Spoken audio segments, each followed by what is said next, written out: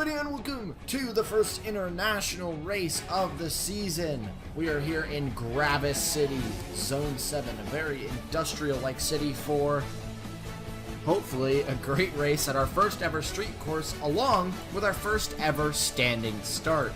On pole today, Paul Jackson gets, I believe, his third pole position of the season.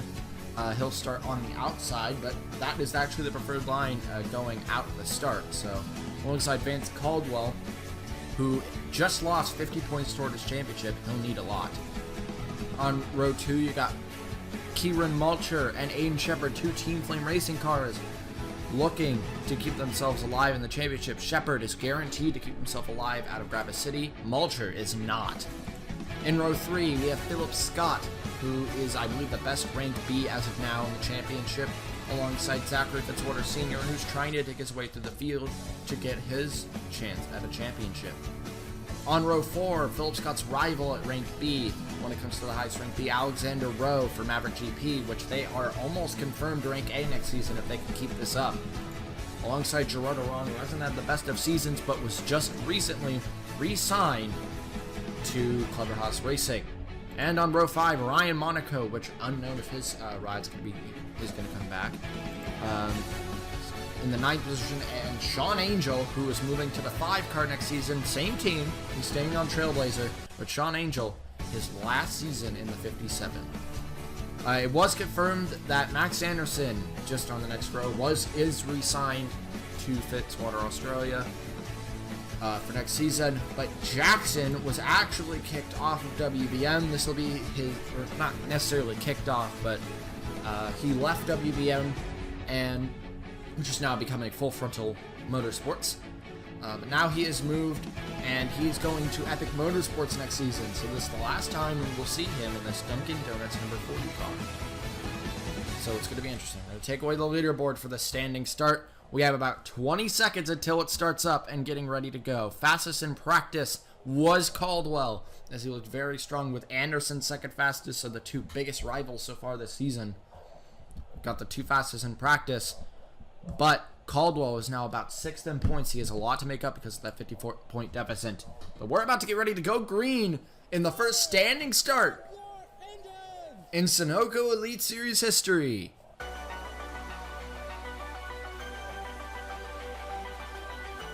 Waiting for the call. Green flag is in the air right off the bat. They start off very slow. They're starting to accelerate, and Paul Jackson gets an amazing start in the first ever standing start in SES history. Out of the corner, and Caldwell's going to get a good one as well. I see the two Team Flames battling it out behind. They had a bad day last time at Homestead. They're looking for a great one today, and they have a good start to do it. We expect a possible crash on this first lap, just a minor one though. But now Shepard tapered to the back of the 95. Shepard was also very fast at practice, but he crashed out. They had to get it repaired. There was no penalties. There's no real penalties for anything like that. Look how slow they go in this corner though. Just because of all the mix-up throughout the pack. Carson Bowers, pretty high in points. He's pretty far back. Brock is the new second place point in points. He's pretty far back. Anderson was decently there, but he's still kind of meh, as I don't believe he got a good start at all. No, he didn't. Max Anderson got an atrocious start, actually. But here's the thing, no matter what happens, unless he gets a big penalty like Caldwell did at Homestead, Max Anderson will hold his points lead through Gravis City. He's over 120 points ahead of Brock, so he'll keep it. They come down into the S's, and now the last corner, Jackson will lead the first lap in Gravis City, the first of 26. We expect 2 pit stops before the end of this race. Zachary Fitzwater Sr. battling with Aiden Shepard. Makes a dive bomb and it works. Fitzwater takes the 3rd position. Fitzwater needs to turn his season around at this point because we're already in the international races. Along with Caldwell and Jackson, Lorenzo Log was confirmed to stay on Epic Motorsports next season. As no news about where Pericles is going. And if you're wondering who's taking Jackson's spot at WBM, it was confirmed it was going to be a rookie, Dak Jovic. Jovic is going to make his first start in the season opener next season, which will not be at Todd Ring. I keep taunting you guys with this, and I'm going to keep taunting you with this. It will get explained, though, eventually. But Anderson fell from the 11th position to the 15th position on the first lap. Anderson had a horrible start, and he has a long ways to go if he wants to catch the guys at the front, which, in fact, are two of the biggest championship rivals to him. This would happen as Brock thought he was clear. He did apologize over the radio. He thought he was clear. Tried to go right behind Young. Did not work, and Young goes around. That costed Brock a lot of time, too. The stewards may call Brock for that, but I'm not sure. Brock may not get called for that. Thompson and Ray, teammates, almost get together. Save-A-Sport was actually very fast in practice, but they haven't shown no speed so far today in this race. Because of the penalty that Caldwell was given, not only was he given a second strike and the penalty, but his team has fallen below WBM in points. So WBM really stepping up. Like I said, they're going to a name change next season. Same team, same owner, everything. They decided to change the name to Full Frontal Motorsports, along with Team Flame Racing changing to Roush Racing Enterprises. So we got 2 name changes next season, so this will be the last time you'll hear those names. Is this season, Team Flame Racing and William Brock Motorsports. There's Sean Angel, who had a nice start altogether. Sits in P8 right behind Gerard Aron. So far going decently well for himself. As we are now on lap number 4. Fastest lap on track so far is out of Philip Scott. With a 1:32.6, which is actually very fast. That's actually really close to what they were running in practice. Fitzwater and Skyla Johnson just pulled the 3rd fastest lap. She is P17 though, she has a long way to go. But she's with her teammate, Sebastian Torres. Where is Roman Rahal? He was also very fast, but he also crashed out in the incident with Shepard in practice. 24th, with 1:34.9. He was one of the faster guys until he wrecked.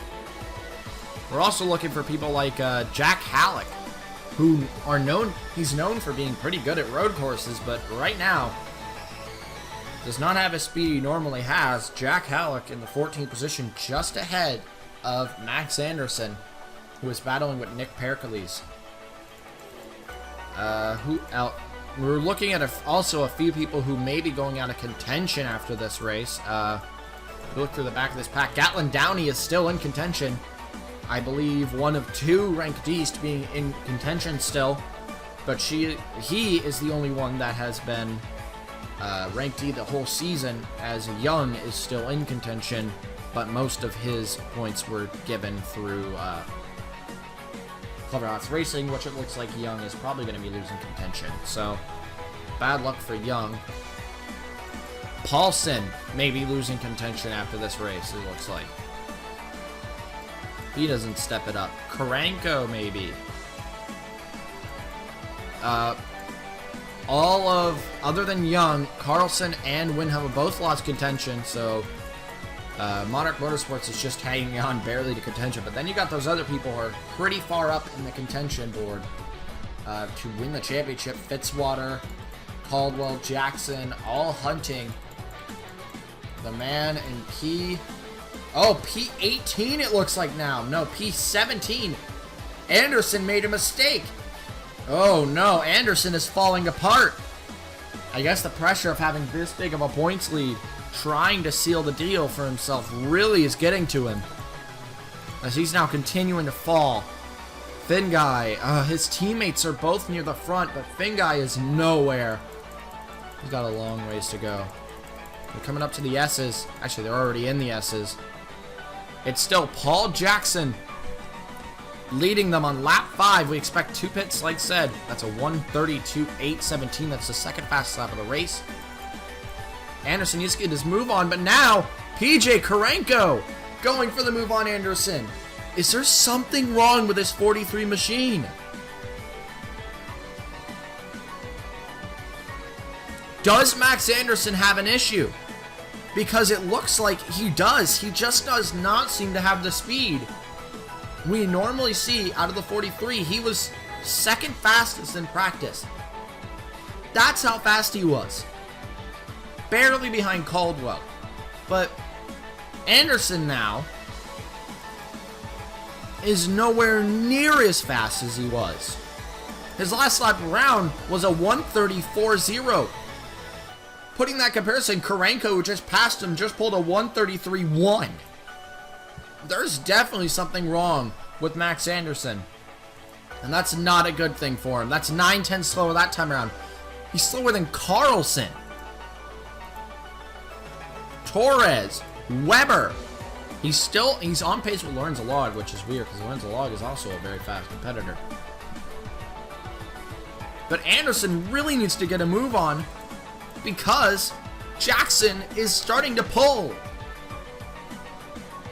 Just a little bit. He's about 1.3 seconds up on Caldwell. Fitzwater also seems very fast today. He could do something if he gets the chance. As the two teammates now battle behind Shepard and Mulcher. I don't think that's a good idea. Mulcher, I just say let Shepard go. It's not that important. Your teammates, you both have that position. This is a great points haul for Team Flame if they can keep it under control. If they can keep it under control. But these two have brawled in the past. They brawled during practice. They've actually crashed each other before in practice. So these two don't have the friendliest of rivalries here. As you see there's contact. But they have been confirmed that they will not be teammates next season. But they will be allies, as Chalk Allison and Team Roush Racing Enterprises are going to be allies, and Shepard is going to drive the 26 car for Chalk Allison Racing next season. Here is Paul Jackson once again leading another lap, but the other guys behind really don't look like they're going to be giving up anytime soon. As fastest of the four was Philip Scott at a 1:33.266. What about Anderson? He's one of the guys we're mainly focusing on just because, God, look at him back here. 1:33.9, he's back on the slow pace he was before, but these guys are on slow pace as well, though. But Carlson now closes.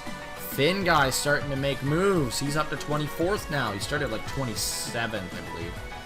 Terrell's having a good day, but one team that's not having a good day is Maverick, who really desperately needed the good day to keep themselves in rank 8 contention, but Duncan is 28th. Halleck is 14th, so that's actually not too bad. And then I know Rowe is in P10 now. So they're doing a little better than I expected, but Team Flame is doing better. 5th and a 7th, along with, Finn guy way back there. But I saw Paulson at a 1:32. That was the 5th fastest lap of the race. That was very impressive. Good job, Paulson. And here comes Cordell Paulson. Contact with Shepard, but he'll get the move done. Next on Paulson's list, his teammate. But Paulson seems to be the fastest guy out here right now. Jackson running 2:10 slower than his friends behind. Fitzwater makes the move on Caldwell, and Fitzwater just recently pulled. Fitzwater just pulled the fastest of the top 4. But Mulcher is faster than all 4 of them. Gerard is faster than all 5 of them ahead. Paulson is a little bit slower than Gerard, but that's because he had to make the move on Shepard and spend some time doing that, getting past Shepard. But you can tell he's closing on Gerard. Paulson is easily the fastest guy out here. Anderson, have you done anything? No. How far back is he on time? 11.2 seconds now. As we do approach our first pit stop, right as I say that, that's Caldwell and Mulcher in the pits. I see Carlson joins them. So we have some short pitters. Caldwell is an interesting one. I didn't expect him to be one of the people who tries to make pick strategies here.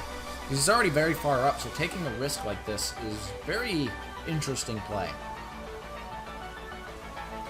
What's the call? Everyone thinks 4 tires and fuel. Everything. The works. And that's what's going to happen. No! Mulcher! 2 tires! Ooh! That's our first pit call. Very interesting pit call. So he'll come out of the pits a decent 2 seconds, it looks like, ahead of Caldwell. But I see what Mulcher's playing. I see what he's doing. And there's Jackson. There's Fitzwater. Philip Scott. Paulson made it past Ron, and both of them are in. Shepard, Angel, Rowe, Monaco, Windhelm, Benoit, Johnson, Halleck, Karenko, Pericles, Anderson. Along with some of the guys in the back. Everyone's in, actually. Finn Guy. Ooh. Team Flame is putting it all out there. Playing every card they can.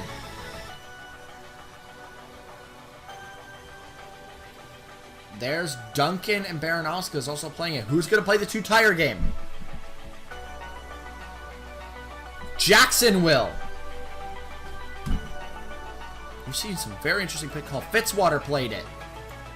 Scott maybe played it, but I don't think people like Oran did.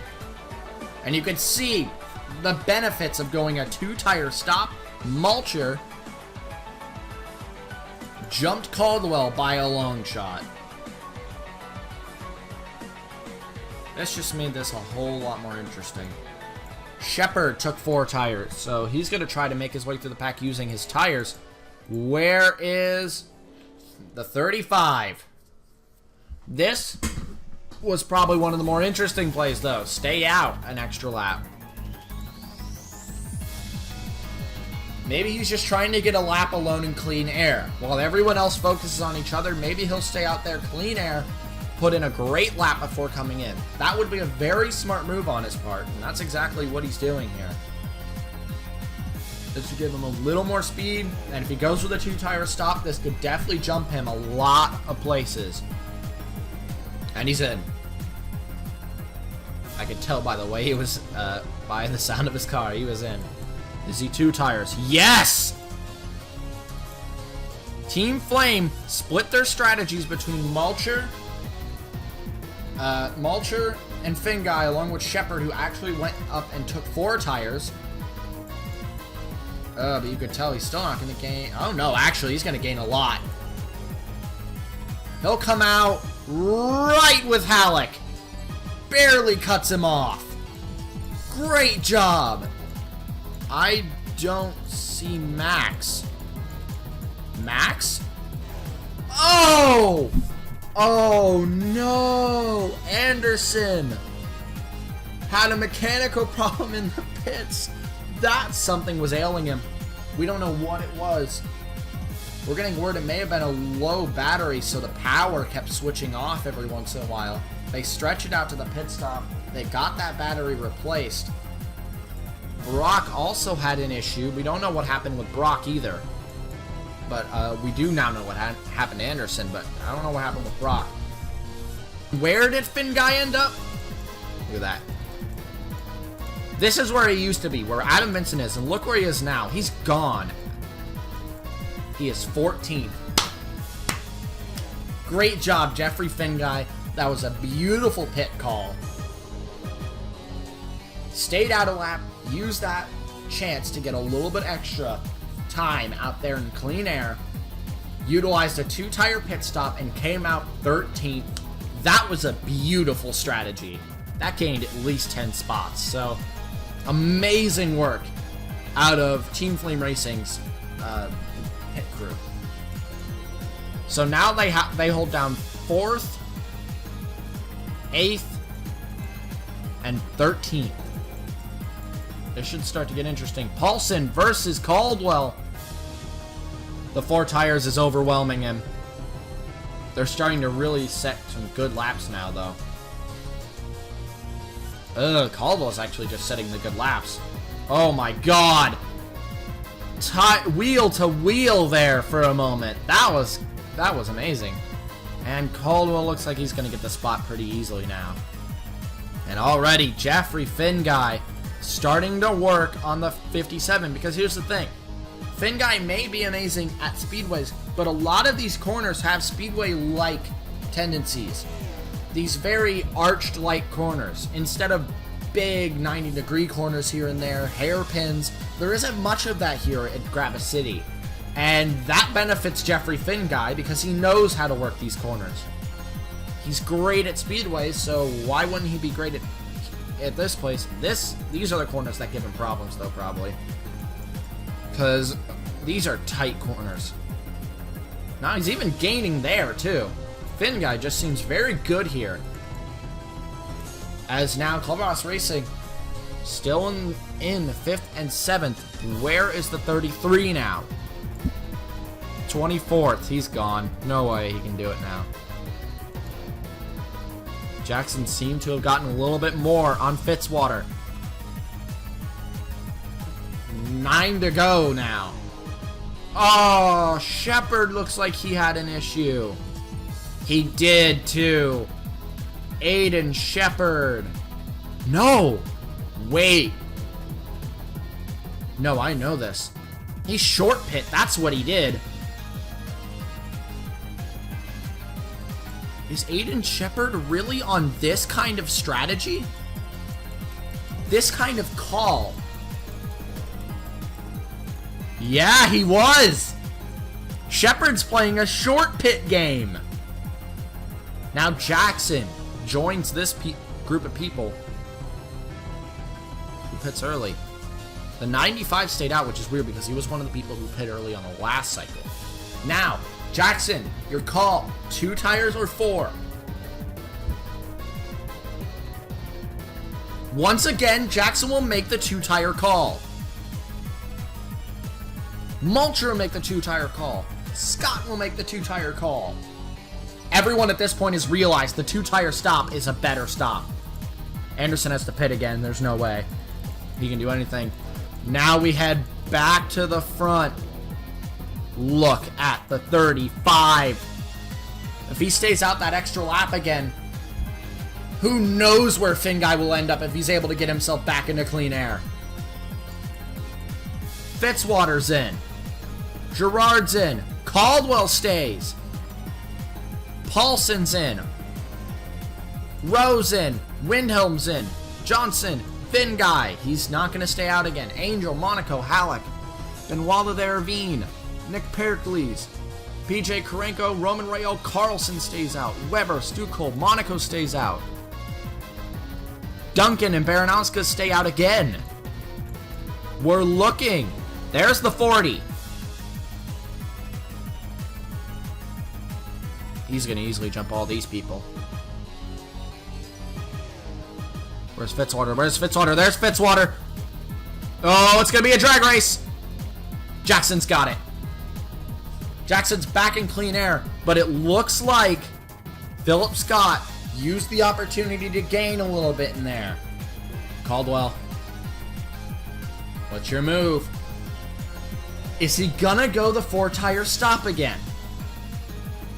That'd be a very interesting play.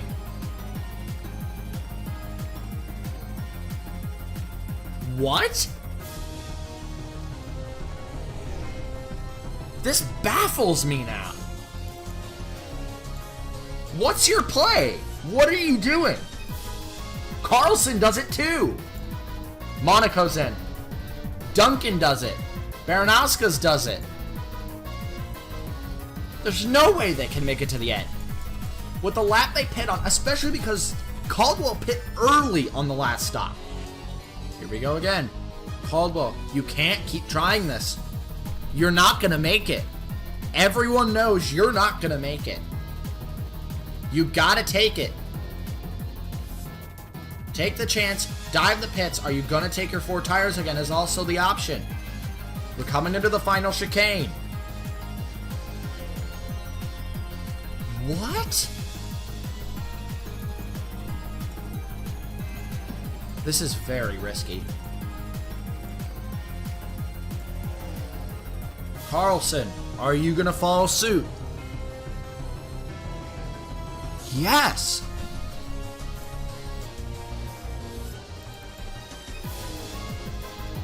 I am baffled right now on this pit strategy. Are they really going to try to make it to the end?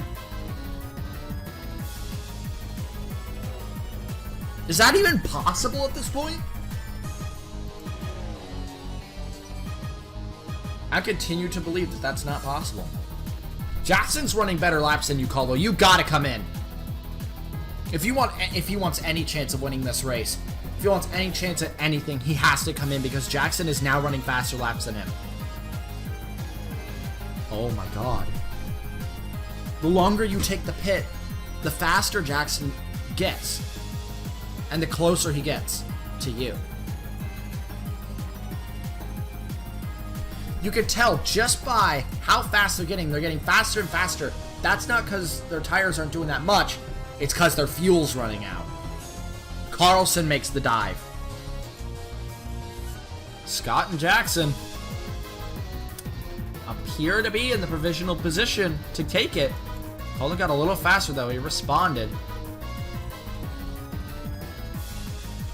You can't keep staying out. He's past the Delta. There he is. Caldo, he took his loss. At this point, you wasted a lot of your tires. I think you have to go 4 now. This may have been a huge mistake. Unless you can actually go just fuel and save yourself here. If you can, I'll be thoroughly impressed. Karnauskas. Jackson, here he comes. We watch, there's Caldwell. I didn't see any tires. He took just fuel! Oh my god! Oh my lord! Caldwell, what are you doing? This is just ridiculous. You don't have even close to the speed now.